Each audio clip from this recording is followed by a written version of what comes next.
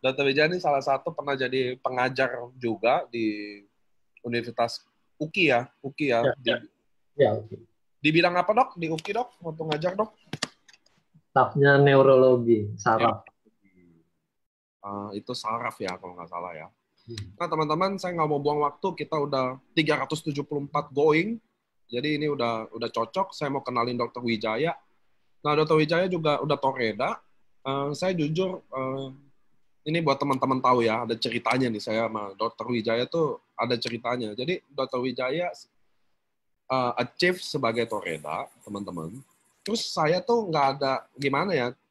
Cuma ternyata Dr. Wijaya tuh cukup aktif untuk bantu secara sukarela teman-teman di Toreda segala pertanyaan dokter itu. Nah, disitulah baru saya ada get attention, maksudnya kayak, wih, karena nggak banyak ada orang yang benar-benar mau bantu orang, teman-teman ya. Di bisnis ini, lihat orang itu mudah di sisi saya ya, karena kan kita nggak lihat duitnya, kan saya bukan member atau leader lihat duitnya, tapi kelihatan ada orang yang benar-benar getting involved, mau bantu orang, mau peduli, itu nggak gampang ya teman-teman, karena Toreda itu adalah salah satu grup, saya mungkin sering cerita ya, salah satu grup yang teraktif dari seluruh grup yang pernah ada.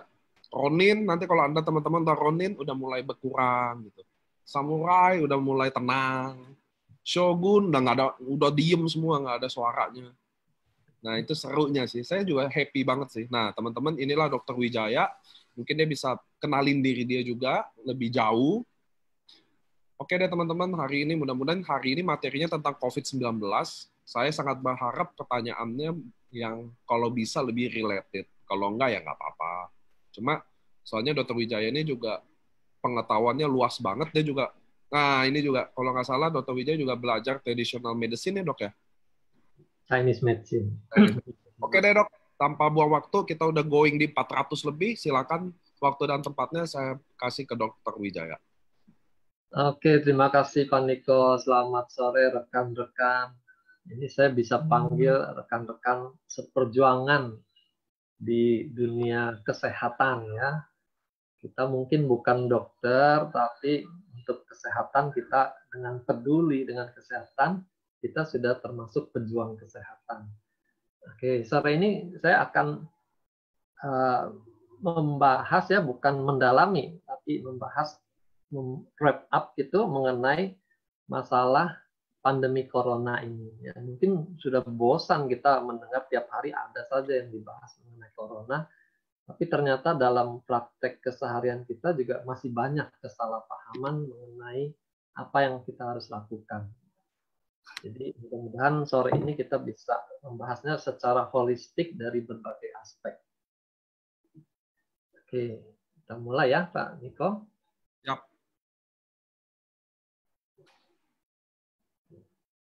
Nah, kalau kita bisa melihat ini virus corona yang digambar sebelah kiri ya, itu seperti invasi makhluk dari planet Mars kalau di film-film. Mungkin kita nggak usah disuruh-suruh semuanya akan tinggal dalam rumah. Tapi karena nggak kelihatan, bahkan sampai dibilang ini skenario terselubung segala supaya orang tidak keluar begitu. Orang jadi nekat, jadi berani keluar rumah. Nah, tapi di sisi lain, kalau orang bisa melihat gambar di sebelah kiri, mungkin sebelum kena corona infeksinya dia sudah mati ketakutan juga. Ya. Nah, sebelah kanan saya akan bandingkan.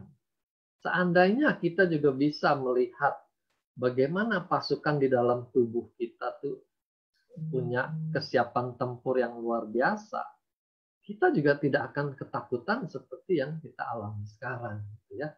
Begitu paranoidnya virusnya masuk lewat baju, lewat badan, sehingga ada orang ke supermarket tuh pakai baju astronot gitu. Nah, itu contoh bagaimana dia tidak mengetahui bahwa di dalam tubuhnya juga ada pasukan yang cukup lengkap untuk menghadapi virus yang masuk.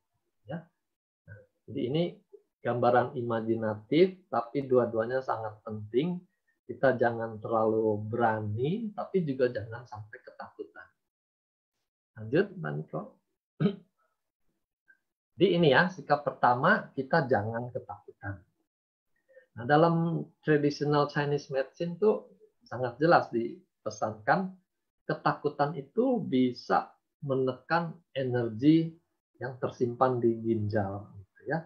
Dan mereka percaya betul di ginjal itu tersimpan energi yang merupakan cadangan besar untuk digunakan organ-organ yang lain. Jadi orang yang ketakutan, yang ginjalnya langsung menciut begitu energinya, itu akan melemahkan semua organ yang lain.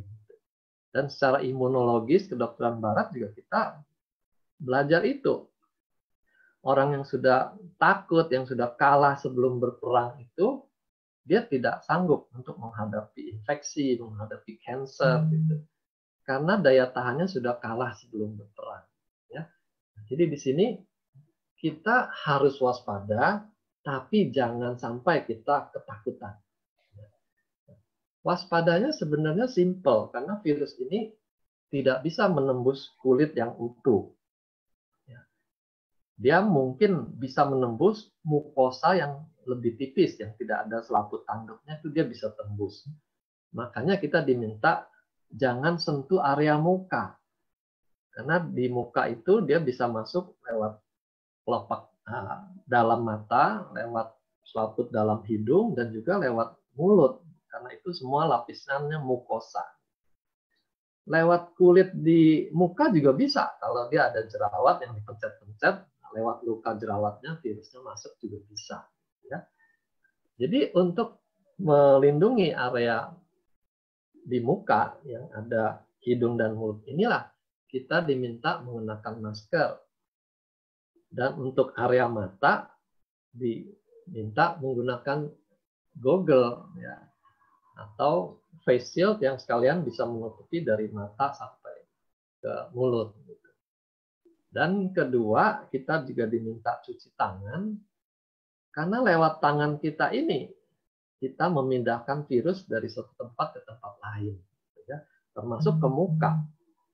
Jadi wanti-wanti kalau mau pegang muka itu biasakan sesudah cuci tangan dengan sabun ini.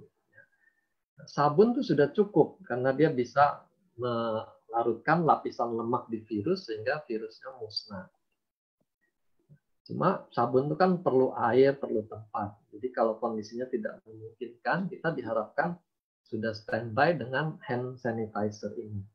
Ada dua jenis hand sanitizer yang beredar ya. Yang satu alcohol based, jadi menggunakan alkohol. Yang satu lagi menggunakan larutan hipochlorous.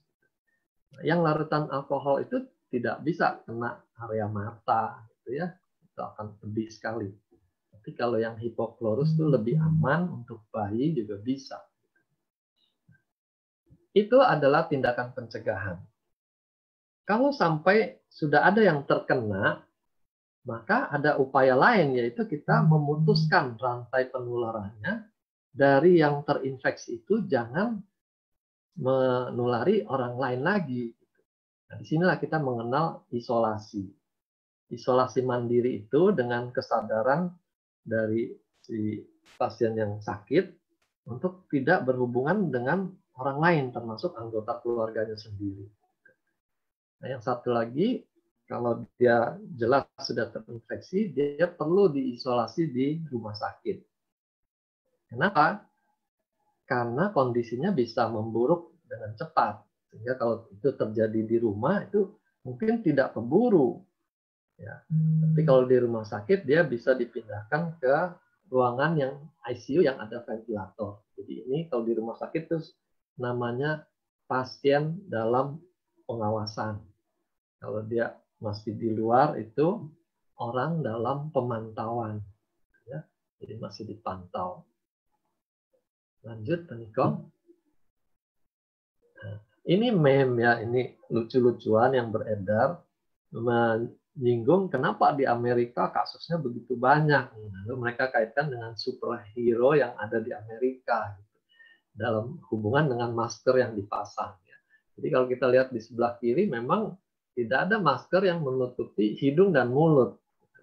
Sementara kalau jagoan-jagoan di Jepang itu semuanya tertutup hidung dan mulutnya. Jadi ini sekedar mengingatkan kalau pakai masker itu yang benar. Jangan menggantung di bawah hidung karena sudah mulai berasa sesak.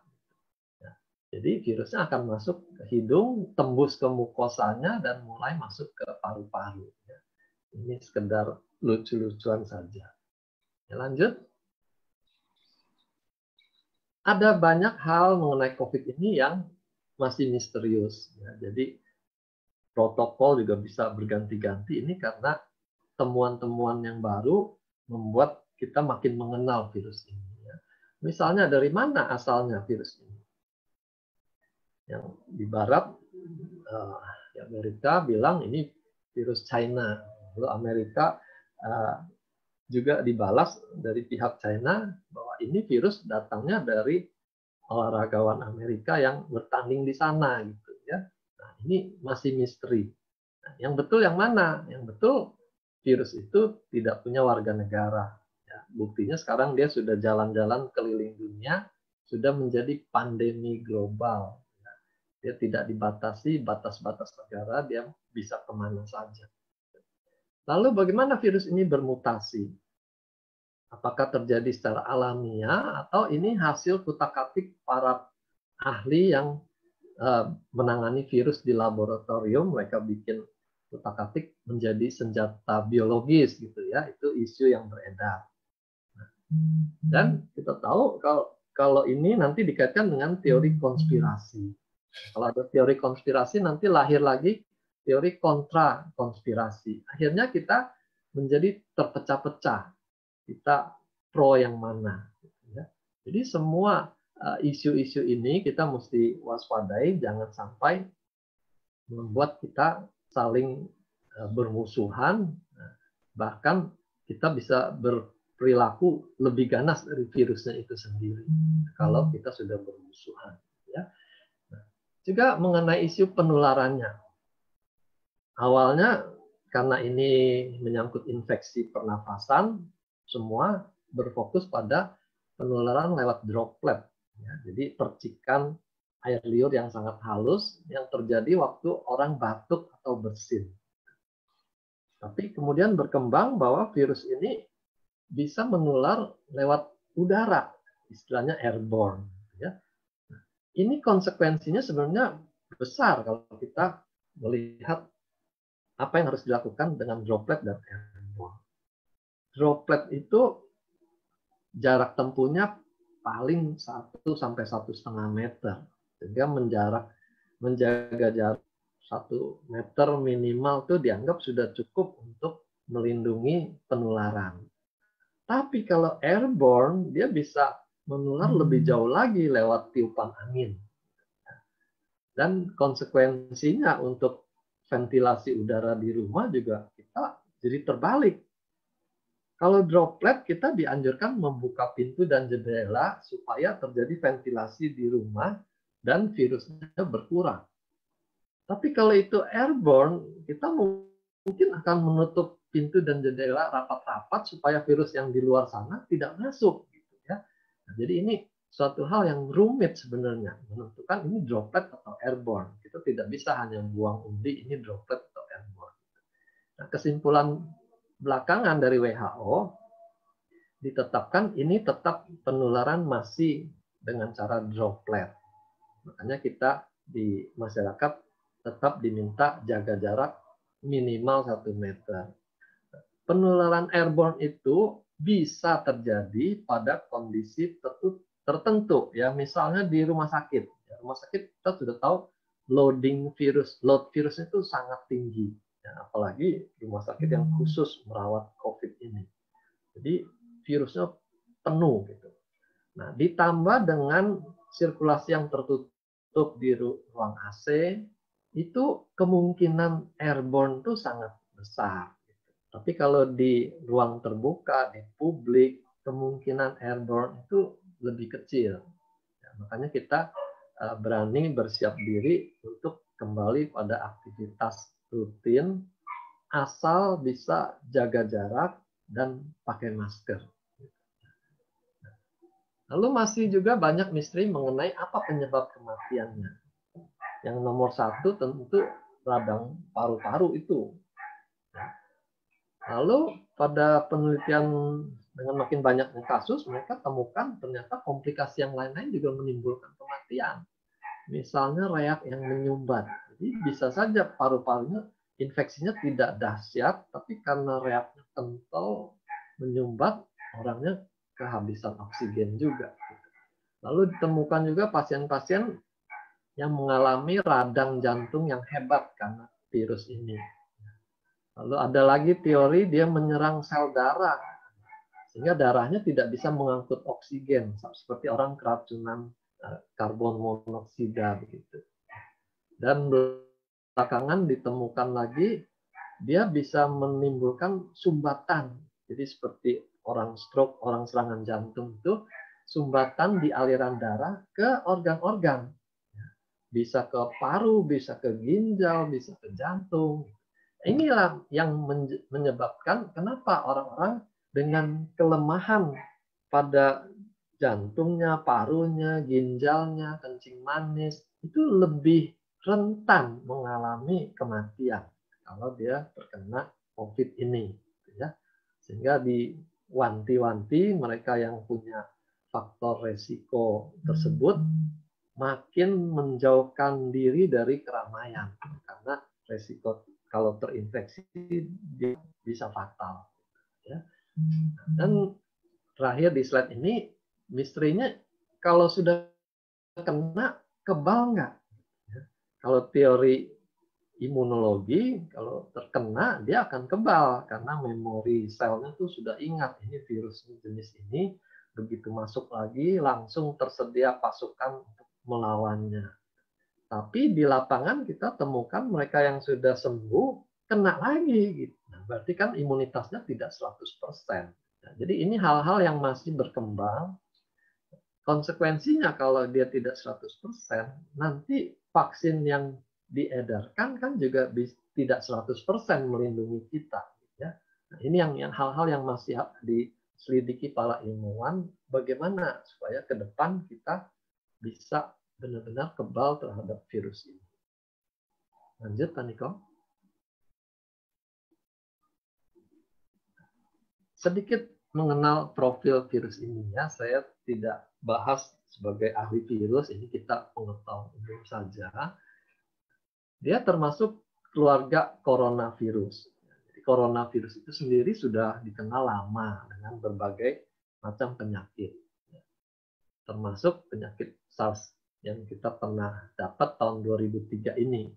Ya, jadi ada kemiripan sama-sama mengenai sistem pernafasan. Nah, bedanya yang COVID-19 ini daya penularannya jauh lebih tinggi. Jadi dia lebih mudah menular ke orang lain. Itu sebabnya kita dapatkan angka kejadian kasus baru itu hari ke hari itu bisa sangat tinggi. Angka kematiannya sebenarnya tidak setinggi SARS. Kalau di dunia ini indeks fatality rate ya, angka kemungkinan meninggal itu hanya 1,4% dibandingkan dengan SARS tuh yang mencapai hampir 10%. Ya. Jadi tidak tinggi. Kecuali di Indonesia waktu baru mulai merebak di Indonesia itu angka kematian kita cukup tinggi, 8-9%. Termasuk dokter-dokter yang menanganinya juga boleh dibilang sangat tinggi meninggal di Indonesia dibanding di negara lain. Jadi ini penyakit yang tidak main-main, menular dengan cepat dan mematikan. Walaupun angkanya mungkin hanya 10% kalau maksimalnya. Nah, tadi sudah disinggung penderita yang berisiko tinggi itu ya, yang usia lanjut, diasumsikan daya tahan menurun, organ-organ juga kondisinya semua sudah menurun, sehingga kalau dia terinfeksi tidak ada serotnya lagi gitu. Lalu orang dengan gangguan paru, jantung, kencing manis, ginjal, nah, termasuk orang yang kegemukan. Orang kegemukan itu juga sistem metabolismenya itu sudah banyak yang kurang baik. Jadi kalau dia terkena, itu seperti domino efek tuh bisa muncul macam-macam penyakit berbarengan. Juga orang-orang yang sakitnya bertahun-tahun, TBC, kanker, orang yang menggunakan kemoterapi, orang yang gizi buruk, itu sakit kronis yang berkaitan langsung dengan daya tahan. Jadi kalau daya tahan kurang, itu sangat rentan dia terkena, dan kalau kena kemungkinan fatalnya lebih tinggi dibanding orang normal. Lanjut. Ini pengelompokan orang-orang yang terkena. Sekarang kita mengenal orang tanpa gejala. Lalu orang dalam pemantauan, jadi dia ada riwayat kontak, tapi tidak ada gejala, sehingga dia perlu diwaspadai dalam 2 minggu, muncul nggak gejalanya. Lalu pasien dalam pengawasan. Jadi ada riwayat kontak, lalu ada gejala-gejala klinisnya, dan rapid testnya positif, itu sudah masuk PDP yang diindikasikan perlu dirawat. Karena dikhawatirkan terjadi perburukan. Sambil menunggu konfirmasi dari swab. Kalau swabnya positif, ya dia sudah pasti tergolongkan sebagai penderita COVID. Ya. Nah, nanti yang swab positif ini juga dibagi lagi, ya. Gejala klinis ringan, dia tidak perlu ventilator, ya dia hanya dapat pengobatan penyokong saja sampai swabnya negatif. Nah, ini yang repotnya. Selama dia swabnya masih positif, dia bisa terus ditahan di rumah sakit. Saya ada klien tuh sudah 1 bulan lebih dia tidak boleh pulang, walaupun klinisnya dia sehat, tidak ada apa-apa lagi. Tapi karena swabnya positif terus, dia nggak boleh pulang. Ya. Kita bersyukur banyak laporan dari teman-teman dengan diberikannya bahan produk dari AFC ini, perubahan swab dari positif menjadi negatif itu bisa terjadi lebih cepat. Ya. Nah, yang susah kalau dia dengan gejala klinis berat, sesaknya itu berat sehingga dia perlu ventilator. Nah, begitu orang masuk ke ventilator, kita tidak bisa prediksi berapa lama dia akan menggunakan ventilator ini. Nah, itu yang sering dibilang orang jadi tergantung pada mesin. Padahal maksudnya bukan begitu. Mesin itu terpaksa digunakan karena orangnya tidak mampu bernafas sendiri. Nah, ini berapa lamanya kita nggak bisa pastikan, padahal biaya menggunakan ventilator itu tinggi sekali. Ya. Jadi ini problem-problem yang kita hadapi terkait dengan kelompok-kelompok pasien ini. Lanjut, Pak. Selain masalah medis, kita juga berhadapan dengan urusan non-medis. Misalnya pasien di isolasi itu tidak bisa dijenguk. Jadi keluarga tidak bisa bayangkan kondisi hari ini seperti apa.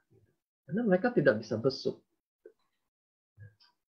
Lalu kalau kondisi sudah masuk dengan dicurigai sebagai COVID, kalau sampai dia meninggal, swab-nya belum keluar pun, dia sudah dianggap sebagai penderita COVID. Dan protokolnya khusus. Dikebumikan, tidak boleh diantar, tidak boleh ada upacara-upacara seperti halnya kalau pemakaman yang lazimnya. Ya. Ini suatu hal yang tidak biasa buat kita. Makanya marak diwartakan di TV itu, orang keluarganya sampai nekat mengambil jenazah karena mereka mau memakamkan dengan cara yang biasa. Lalu dari segi biaya, ini SK resmi dari Menteri Keuangan, berapa biaya yang dialokasikan untuk membiayai pasien COVID ini. Kita perhatikan, ICU dengan ventilator aja 1 hari itu butuh 15 juta. Jadi kalau ini dengan kocek sendiri, kita bisa hitung, kita bisa perpanjang hidup kita berapa hari. Ya, tergantung tabungan di rumah ada berapa.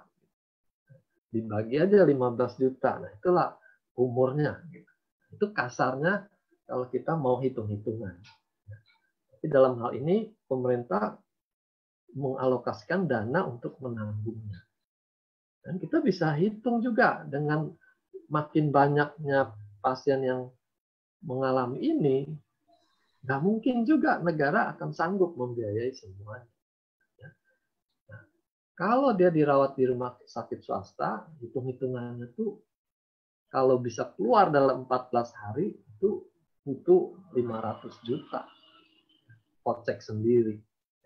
Nah, ini problem yang sangat besar dari segi keuangan.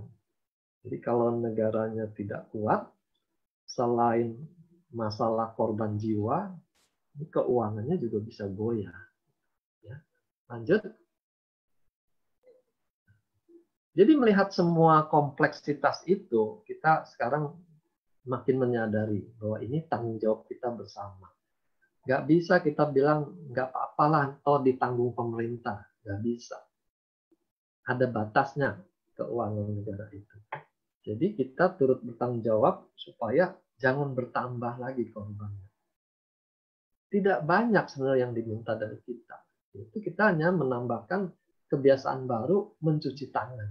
Tadi, ya, dengan sabun kita bisa mengurangi jumlah virus yang ada di tangan kita dan secara totalitas mengurangi jumlah virus yang beredar di seluruh tempat. Lalu kita tambahkan lagi sanitasi, lakukan desinfeksi di lingkungan. Ya. Nah, hal ini pada awalnya banyak ketidaktahuan. Sehingga kita melakukan desinfeksi itu dengan sembrono. Ya. Seluruh ruangannya disemprot. Dengan membayangkan mungkin yang tadi itu ya, virusnya ada di mana-mana sehingga seluruh ruangan harus disemprot. Padahal titik penularannya itu hanya di tempat-tempat di mana tangan-tangan saling bertemu. Misalnya di handle pintu, di pegangan anak tangga, di tombolnya lift gitu ya. Jadi itu hanya tempat-tempat tangan saling bertemu. Jadi kita sudah mubazir sekali menyemprot seluruh ruangan, bahkan seluruh taman di luar disemprot juga dengan tujuan yang salah. Belum lagi sanitasi desinfektan kepada orangnya. Ini juga orang yang datang bertamu itu dihadapkan dengan satpam dan satpamnya semprot seluruh badannya. 5 kali dia antar barang, 5 kali dia disemprot sampai muncul meme. Ini saya bisa mati bukan karena virus coronanya, tapi karena desinfektannya. Nah, jadi ternyata itu juga nggak ada gunanya menyemprot pakaian. Mau diapain pakaiannya? Dijilat? Kan tidak. Gitu ya. Jadi itu hal-hal mubazir yang terjadi karena kita tidak tahu. Nah, alat pelindung diri juga begitu. Kita hanya perlu masker. Nah, face shield itu kalau kita banyak kontak dengan orang lain. Tapi kalau hanya berjaga-jaga itu cukup dengan masker saja. Nah, sarung tangan ini juga kita perlu sadari gunanya. Itu kan kalau kita pakai itu menghindari kita memegang muka. Karena kita bisa membayangkan sarung tangan itu kotor. Kita tidak sembrono memegang muka. Tapi di sisi lain, karena tangan kita sudah terlindungi sarung tangan, kita jadi berani memegang tempat-tempat lain. Habis pegang uang, kita pegang handle pintu, kita pegang meja dengan leluasa. Karena merasa tangannya sudah aman. Padahal lewat sarung tangannya itu, dia lebih lagi menularkan virus kemana-mana. Ya. Jadi ini contoh-contoh ketidaktahuan kita atas apa yang kita kerjakan. Kalau bahasa anak muda mungkin itu gaya-gaya aja. Dia tidak ngerti apa yang dia kerjakan. Nah, lalu physical distancing. Ini penting karena tadi persyaratan droplet itu 1-2 meter. Jadi kalau di rata-rata 1,5 meter, minimal 1 meter.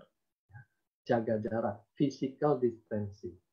Ini istilah yang sudah dibetulkan. Kan tadinya kita mengenal social distancing. Gitu ya.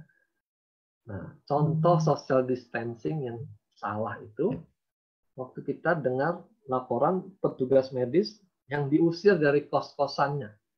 Karena dia bertugas di rumah sakit menangani COVID. Pengucilan seperti itu, itulah social distancing. Orang-orang yang sakit dikucilkan. Padahal mereka butuh support moral juga dari orang-orang di sekelilingnya. Jadi kita jangan lakukan social distancing, tapi kita wajib lakukan physical distancing. Ya. Nah, isolasi mandiri ini juga penting, kesadarannya harus tinggi. Nah, ada kejadian kemarin, seorang bapak mengisolasi mandiri di rumahnya. Tapi istri dan mertuanya dengan leluasa keluar masuk rumah. Mertuanya masih berjualan di pasar.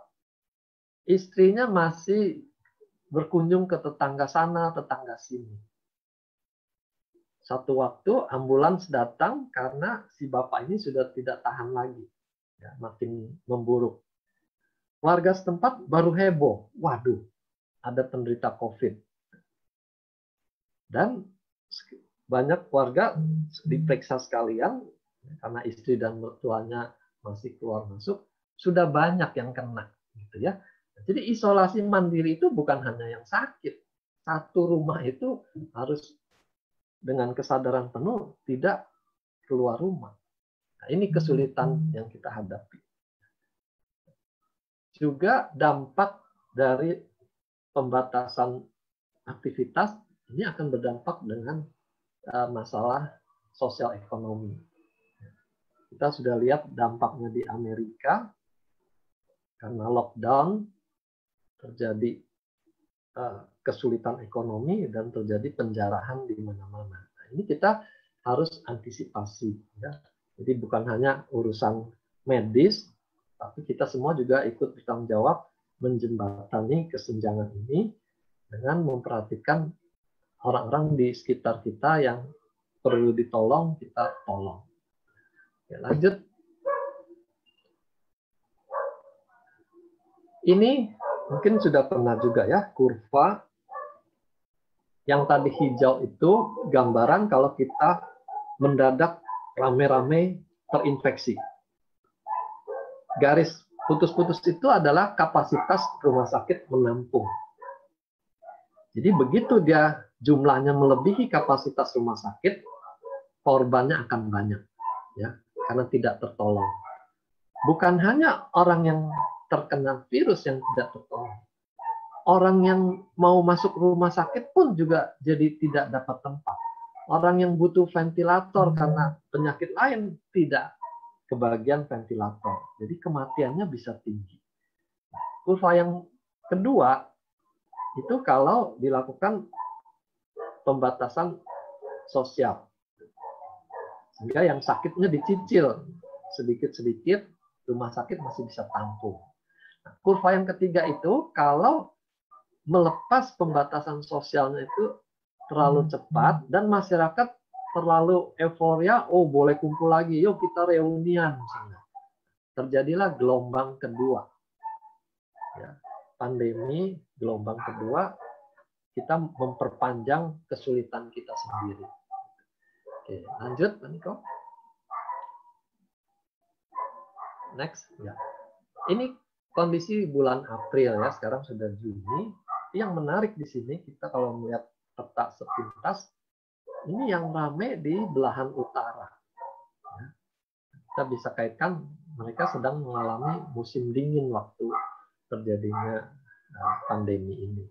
Ya, jadi rupanya udara dingin tuh membuat angka kesakitan jauh lebih cepat.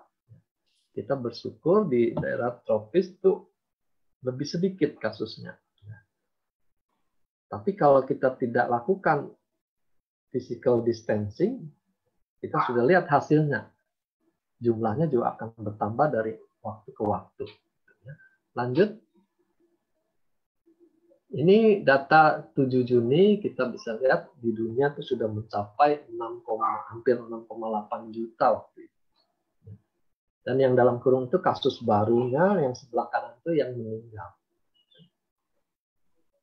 Nah, Indonesia masuk di Asia Tenggara, kita lihat slide berikutnya.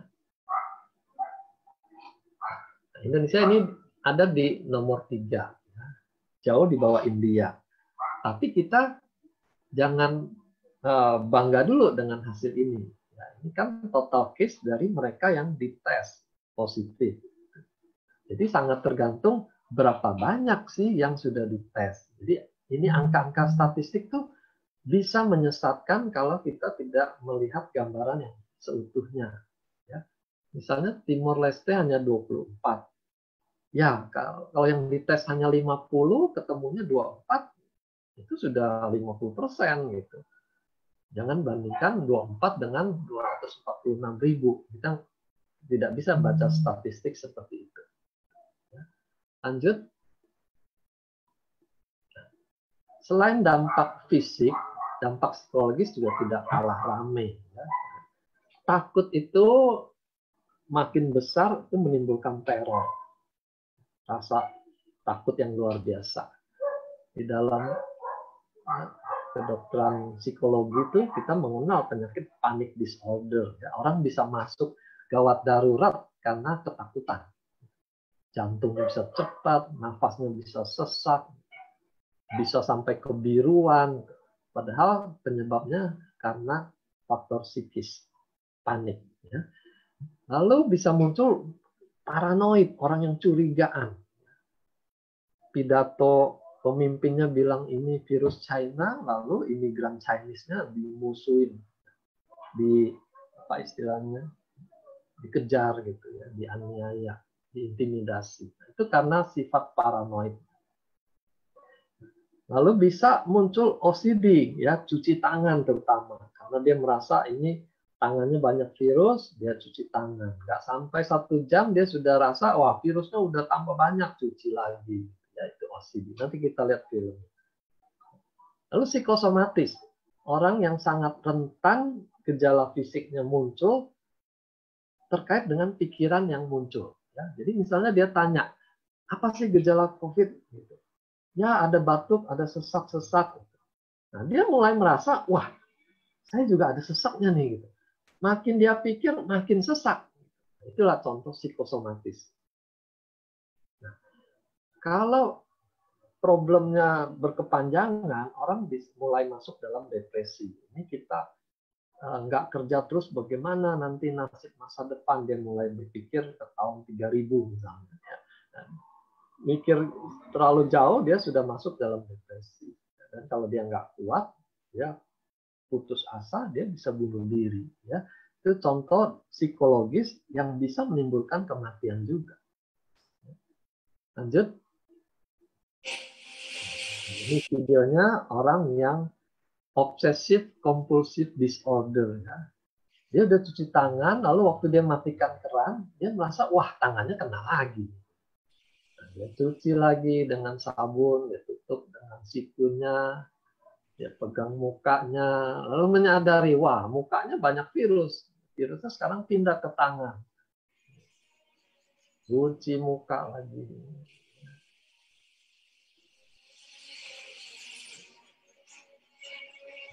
Udah aman sekarang. Ya. Dia mau keluar pintu, pegang handle, dia berpikir, wah handle ini bekas orang lain pegang. Ada virusnya ini.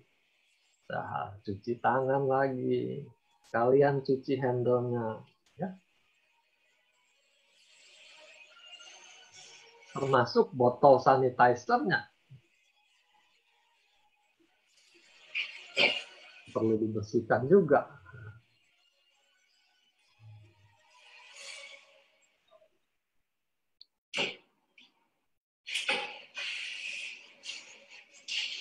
Dua-dua botol sanitizer-nya dia bersihkan.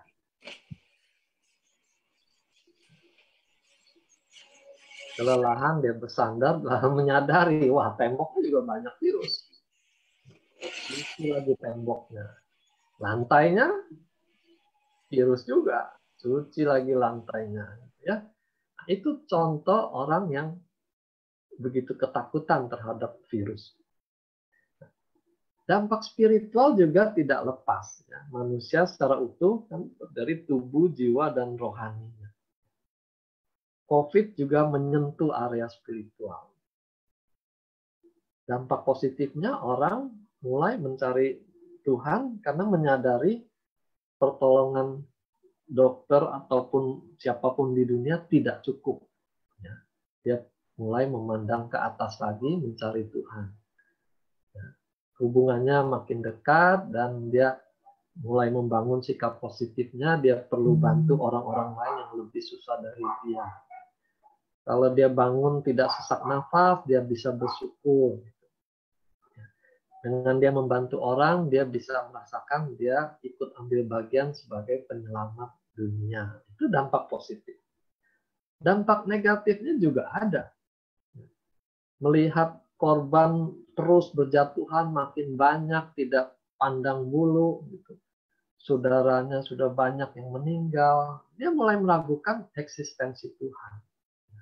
Ini Tuhan di mana? Percuma saya selama ini beribadah, keluarga saya habis semua. Gitu ya. Dia mulai meragukan, dia mulai menyalahkan Tuhan.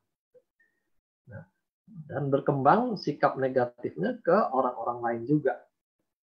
Dia mulai menyalahkan negara, mulai menyalahkan rumah sakit, siapa saja dia salahkan.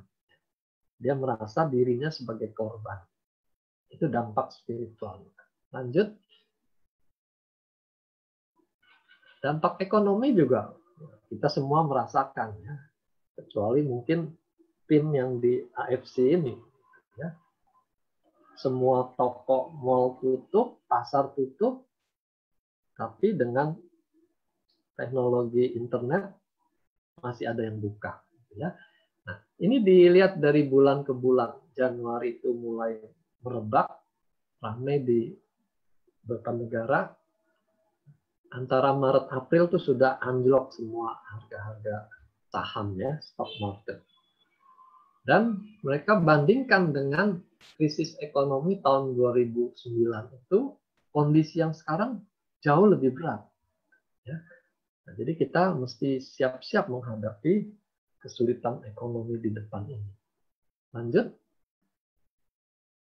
Nah, untungnya, ya sekali lagi kita selalu suka bilang untungnya gitu. Di tengah-tengah kesusahan selalu ada orang-orang yang pandai untuk membuat humor.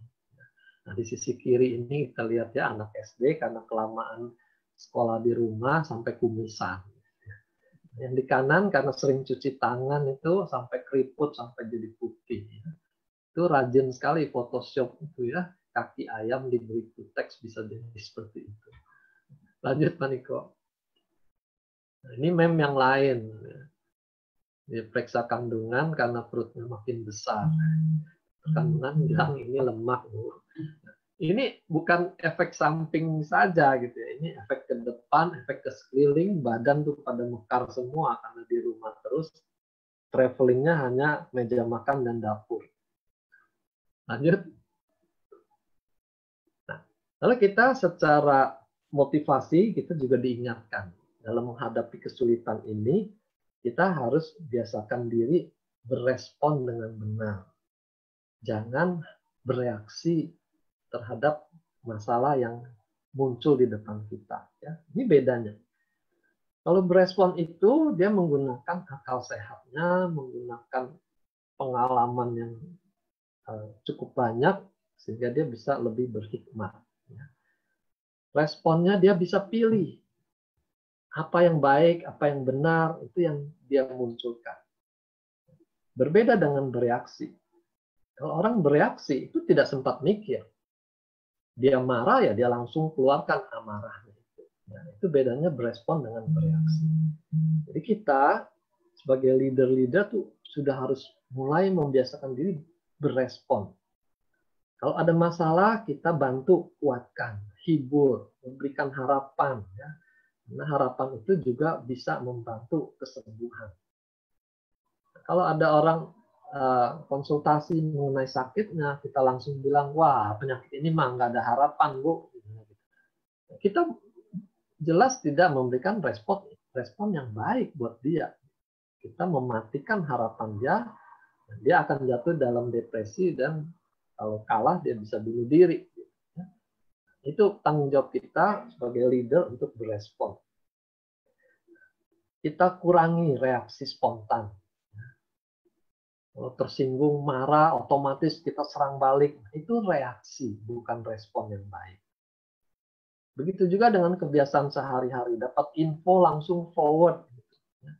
Tidak cek dulu ini benar atau salah. Karena zaman sekarang hoax tuh sebanyak virus itu mungkin. Ya. Hoaxnya bisa salah, bahkan bisa dibumbu-bumbui referensi sehingga seolah-olah itu info ilmiah, tapi ternyata itu karangannya belaka. Ya. Gambar juga bisa di Photoshop. Cuplikan film diambil sepertinya itu kejadian yang benar. Misalnya. Ya. Bahkan berita yang udah tahun-tahun lama bisa ditampilkan baru, dibikin ceritanya, membuat orang jadi panas hati. Gitu ya. Nah, itu memang sengaja untuk memancing reaksi. Jadi sekali lagi kita biasakan jangan gampang bereaksi. Kita harus pilih dengan respon yang benar. Lanjut. Ini respon yang dibutuhkan oleh semua orang di masa sulit ini. Kita harus tampil membawa solusi. Kita sudah bahas tadi mengenai pencegahannya.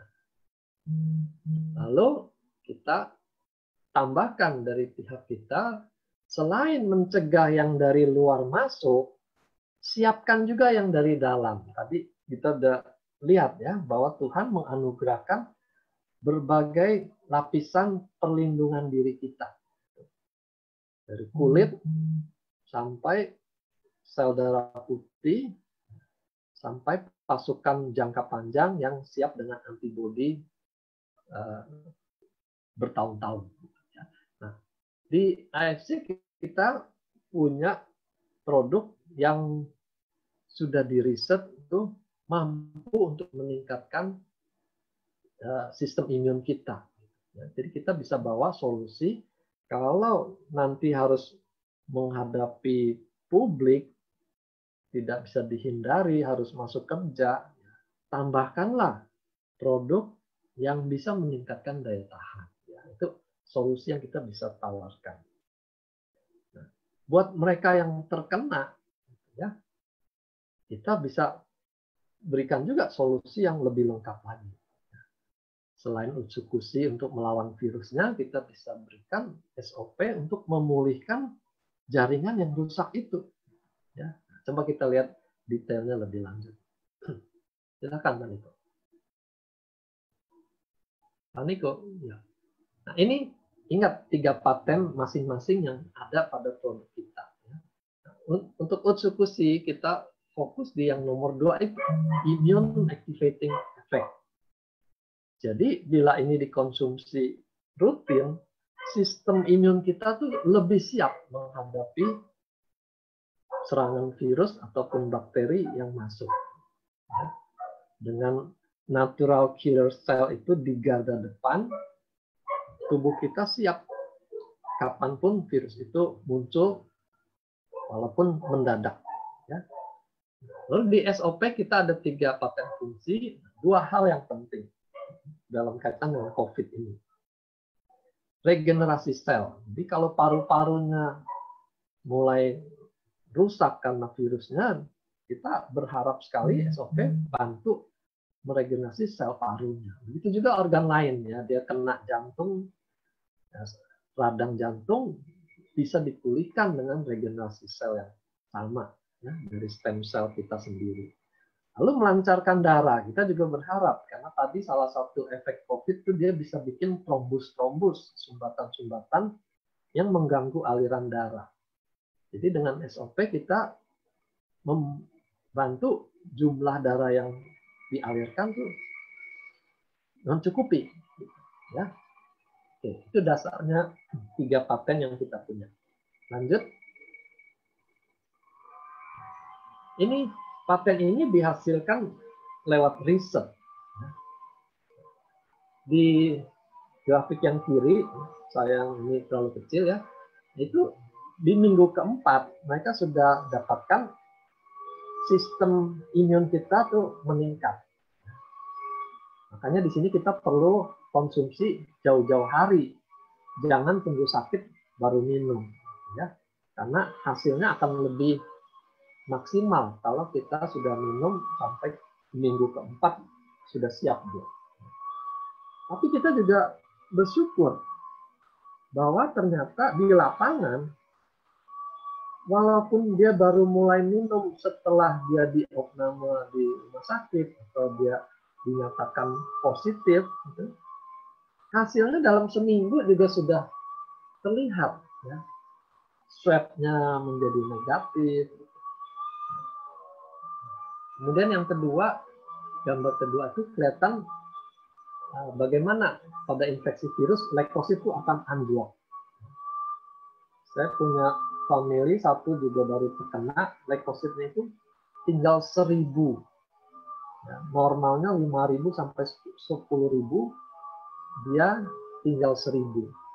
Jadi dengan leukosit 1000, dia bisa terserang penyakit yang lain-lain juga, infeksi yang lain juga selain oleh COVID ini. Ya. Nah, dalam penelitian di Jepang, dengan konsumsi utsukushi, leukositnya ini dengan cepat jumlahnya kembali normal. Jadi siap tempur lagi. Di grafik yang sebelah kanan ini terlihat salah satu unsur yang bikin utsukushi mampu menggalakkan sistem imun itu yaitu probiotiknya. Campuran probiotik yang ada dalam utsukushi itu terbukti bisa menstimulasi jauh lebih tinggi dari probiotik yang lain-lain. Lanjut. Ini kotaknya utsukushi dan kita mau dalami 9 bahan aktif yang berperan di dalamnya. Next, Pak. Ya.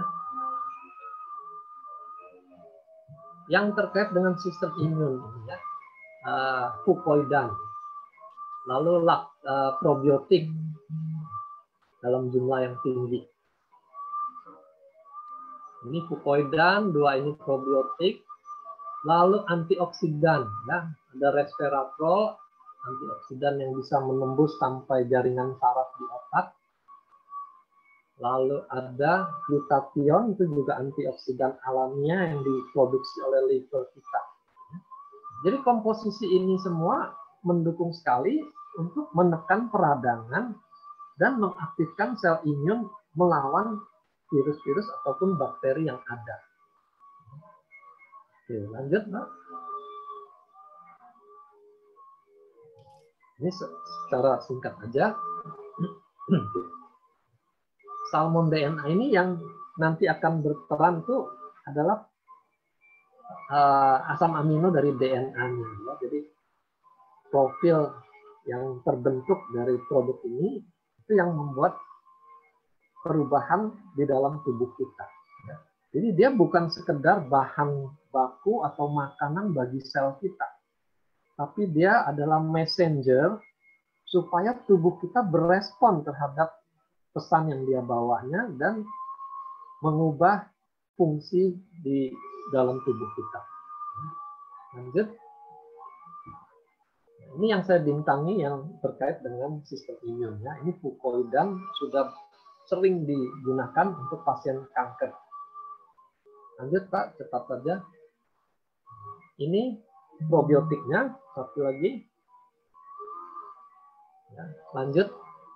Ini 2 probiotik ini dalam jumlah yang banyak, secara penelitian dia sanggup merangsang sistem imun kita lebih kuat. Ya, jadi dia seperti sparring partnernya sehingga sistem imun kita tuh lebih teraktivasi. Ya, lanjut. Nah, ini antioksidan yang dari ekstrak biji anggur. Kelebihannya dia bisa menembus jaringan otak. Ya. Jadi dia sangat menolong kondisi kita sampai ke otak. Lanjut. Nah, ini glutathione antioksidan alamiah. Jadi dengan 2 antioksidan ini kita dibantu untuk menekan peradangan. Ya, lanjut. Ini tambahan ekstrak kiwi. Kalau dalam kondisi biasa ini yang berperan untuk menumpas jerawat. Ya. Kolagen, nah ini penting saya mau bahas ya. Biasanya kita soroti kolagen ini untuk urusan kulit. Kulitnya kendor karena kurang kolagen. Tapi ternyata di paru-paru juga kita membutuhkan kolagen. Dan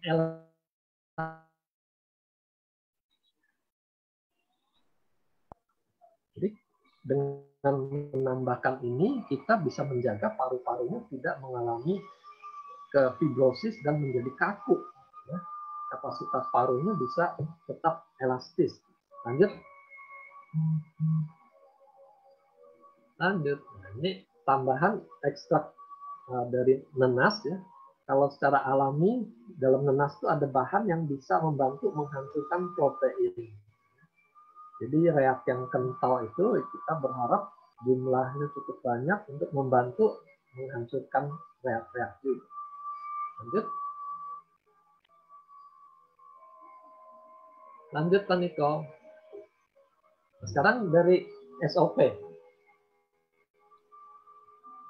Kita juga punya bahan yang unik di dalam SOP ini. Next, Pak Niko.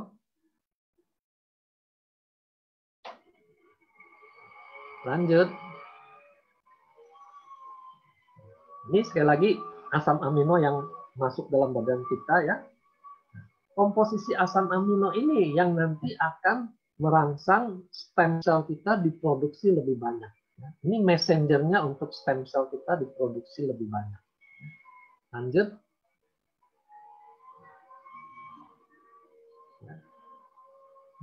Jadi bukan masing-masing asam amino fungsinya apa, tapi secara totalitas komposisi asam amino itu yang berperan sebagai messenger, pembawa pesan. Dan dia mengaktifasi produksi stem cell kita lebih banyak, dan stem cell itu yang nanti akan mereparasi jaringan atau organ yang rusak. Ya. Nah, ini glutathione juga antioksidan tadi menekan peradangan, menangkal radikal bebas. Ya. Terus hyaluronic acid biasanya dibahas untuk kondisi sendi persendian lutut. Makanya SOP itu juga membantu problem di lutut. Lanjut.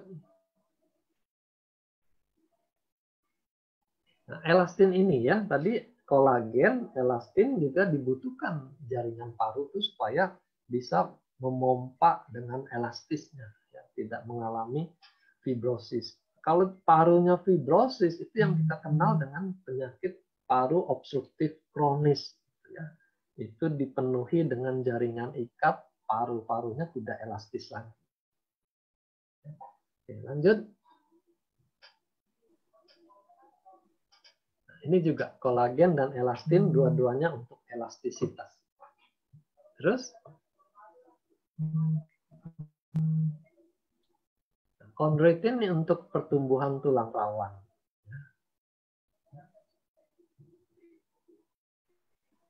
Biasanya dipakai untuk lutut yang sudah mulai aus. Jadi ini strategi yang kita bisa tawarkan membantu solusi masalah COVID ini pada para pasien. Kita sarankan mulailah konsumsi uji jauh-jauh hari sebagai persiapan mereka untuk masuk kerja lagi di era new normal. Karena perlu waktu untuk membangun NK cell ini siap tempur menghadapi virus yang nyelonong masuk. Ya. Kalau terjadi infeksi, kita bisa tingkatkan. Jadi kita tinggal tingkatkan takaran institusinya kalau dia terjadi infeksi. Ya. Apalagi kalau leukositnya turun. Ya. Sehari. Jadi kita sesuaikan makin berat kondisinya, makin banyak dia. Begitu juga SOP. Kita sudah mulai konsumsi supaya jaringan-jaringan yang rusak itu dengan cepat bisa diperbaiki. Nah, kalau foto ronsennya sudah menunjukkan kena paru-parunya, kita perlu SOP lebih banyak lagi. Ya. Sama seperti uji itu bisa mencapai 4-6 saset per hari. Lanjut.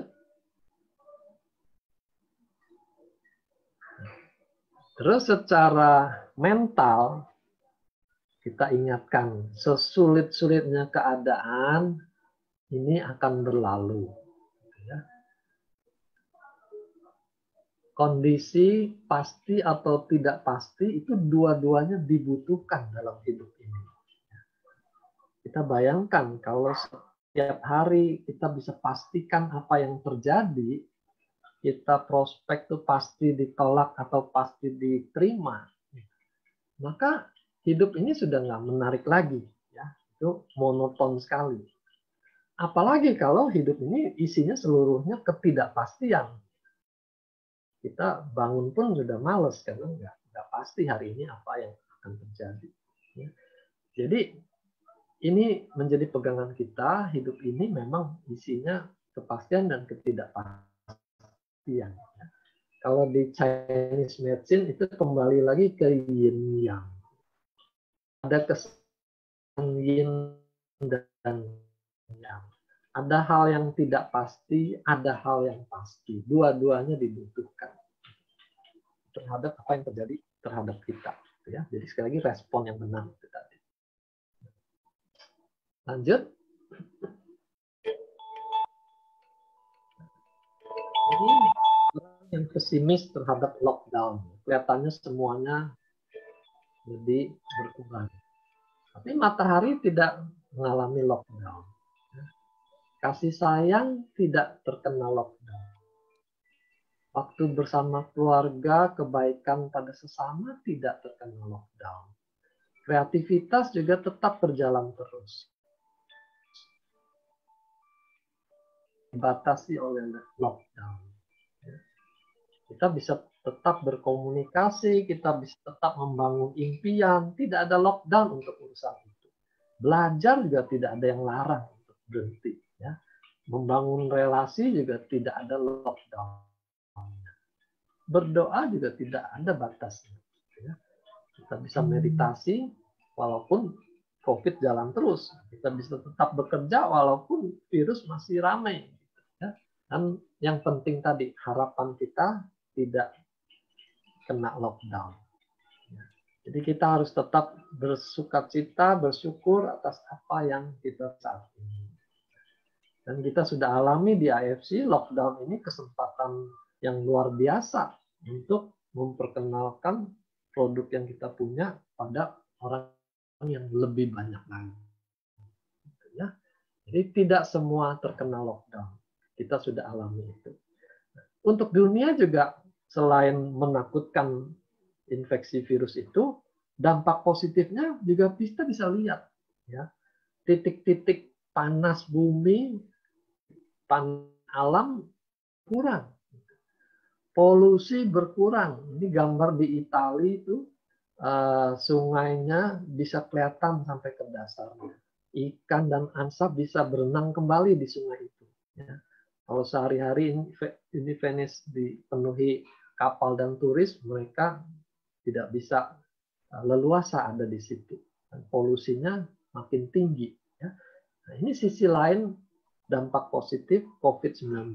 Jadi ada yang mengatakan ini masanya bumi kita beristirahat, memulihkan diri dari serbuan spesies yang namanya manusia selama ini.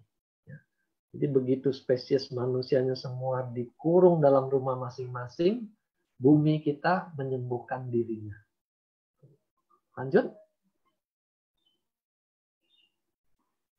Lanjut Pak Niko. Jadi kita sekarang masuk dalam fase bersiap-siap memasuki the new normal. Ya. Ini istilah saja orang sudah ramai memperributkannya, ini istilah benar atau enggak. Ya. Memang kecenderungan manusia tuh mencari perbedaan, cari ribut, cari masalah. Ya. Yang penting kan pesannya. The new normal itu artinya kita harus kembali pada aktivitas normal, tapi kita tidak bisa kembali pada perilaku yang dulu, yang sebelumnya. Ya. Kita bisa kembali kerja, bisa kembali sekolah dengan catatan, yaitu protokol kesehatan masyarakat itu harus dijaga. Gak sulit yang tadi itu. Jaga jarak, pakai masker, lebih sering cuci tangan, jangan pegang area muka sebelum cuci tangan. Ya. Jadi di situ tujuannya adalah kita bisa beradaptasi. Sementara virusnya masih ada di sekitar kita. Ya. Nah, muncul saran dengan bayang-bayang masa lalu soal gizi ya, 4 sehat 5 sempurna. Sekarang diubah dari menu makanan menjadi hal-hal yang perlu dilakukan. 4 sehat itu memakai masker, menjaga jarak, mencuci tangan, lalu menjaga stamina tubuh. Ya, dengan istirahat yang cukup, jangan stres. Nah, yang nomor 5, menjadi sempurna kalau dilengkapi dengan gizi yang baik dan seimbang. Khusus pesan dari kita yang nomor 5 ini, gizi baik dan seimbangnya tambahkan utsukushi dan SOP. Ya. Lanjut.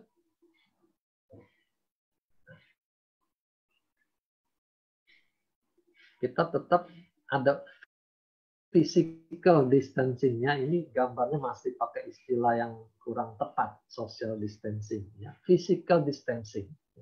Buat sebagian orang yang umurnya di atas 45, ada penyakit, lebih baik mereka mulai ganti aktivitas di rumah saja. Cari ekonomi juga mulai belajar home industry, apa yang bisa dikerjakan dari rumah. Dan kita bersyukur Pak Ernest, Pak Michael membuat kita mungkin berusaha dari rumah dengan hasil yang luar biasa ini. Stay home business. Lanjut. Maniko. Nah, sampai kapan kita hidup seperti new normal ini ya? Sampai ada vaksinasi yang benar-benar bagus.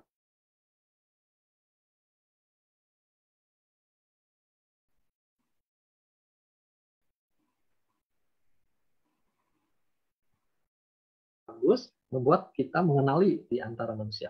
Ya. Minimal tuh tahun depan. Minimal. Karena kita kan mau dapat vaksin yang terbaik. Ya.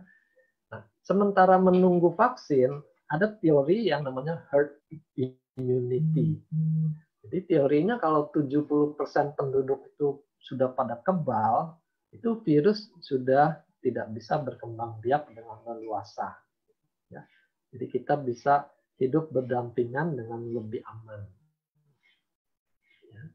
Nah, untuk mencapai imunitas massal ini, disinilah diterapkan new normal tadi. Ya, jadi secara bertahap orang-orang dipertemukan dengan virus itu. Ya. Mulai dengan orang muda, ya, usia 45 tahun yang dianggap daya tahannya lebih bagus. Mereka maju duluan, terkena virus itu dia kemungkinan sakit lebih kecil. Ya, mereka boleh masuk kerja, boleh ke tempat umum, cuci tangan. Ya. Siswa sekolah juga diizinkan. Ya. Tapi kita juga ingat, kita ada gamblingnya dengan melakukan tindakan ini. Kalau sampai terkena dan kebagian yang berat, karena misalnya anak-anak ada yang asma, misalnya, kan bisa beresiko tinggi buat mereka. Jadi sekolah kalau memang zonanya itu sudah aman, angka kejadian kasus baru itu sudah sangat minim. Nah, untuk orang yang lanjut usia, WHO bahkan kasih proteksi khusus lagi. Walaupun orang yang lanjut usia itu tinggal di rumah, karena anak-anaknya mulai masuk kerja, ada kemungkinan anak-anak bawa virus pulang ke rumah. Sehingga disarankan orang yang lanjut usia di rumah pun mereka pakai masker yang medis, bukan masker rumah tangga lagi. Ya, supaya lebih terjaga dari masuknya virus lewat saluran nafasnya. Lanjut.